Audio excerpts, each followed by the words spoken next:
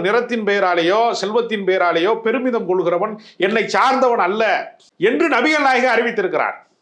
பிறப்பால் நீ என்ன சமூகத்தை சேர்ந்தவன், நீ இழிவானவன் அல்லது உயர்வானவன் என்று கருதக்கூடிய மனநிலை கொண்டிருந்தாலே அவன் இஸ்லாமியனாக இருக்க முடியாது என்று நான் சொல்லவில்லை, நபிகள் நாயகம் சொல்லியிருக்கிறார். அப்ப அந்த பிறப்பின் அடிப்படையிலே, சனாதனத்தினுடைய அடிப்படையிலே, மனு தர்மத்தினுடைய அடிப்படையிலே பிறப்பின் வழியாக உயர்வு தாழ்வை கற்பித்த ஒரு மதம் சனாதன மதம்.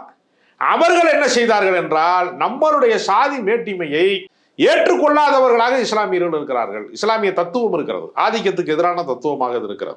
அது சமய கோட்பாடு என்று சொல்லிக் கொண்டாலும் பிற்போக்குத்தனங்கள் நம்முடைய தாய் மதம் என்று இவர்கள் வர்ணித்துக் கொண்டே இருக்கிறார்களே, அந்த சமயத்துக்கு அது நேர் எதிராக இருக்கிறது. அதனால பிறப்பின் வழியாக ஒரு பிராமணனாக வாழ்கிறவன், உயர் சாதியாக வாழ்கிறவனுடைய மேட்டிமையை ஏற்றுக்கொள்வதற்கு தயாராக இல்லை. சாதிய கட்டமைப்பினுடைய மேட்டிமையை ஏற்றுக்கொள்ளாத காரணத்தினாலே தான் இந்தியாவிலே பிறந்த பௌத்த மதம், புத்த மதம் இந்தியாவை விட்டு அகற்றப்பட்டது. ஜப்பானிலே இருக்கிறது, சீனாவிலே இருக்கிறது, இலங்கையிலே இருக்கிறது.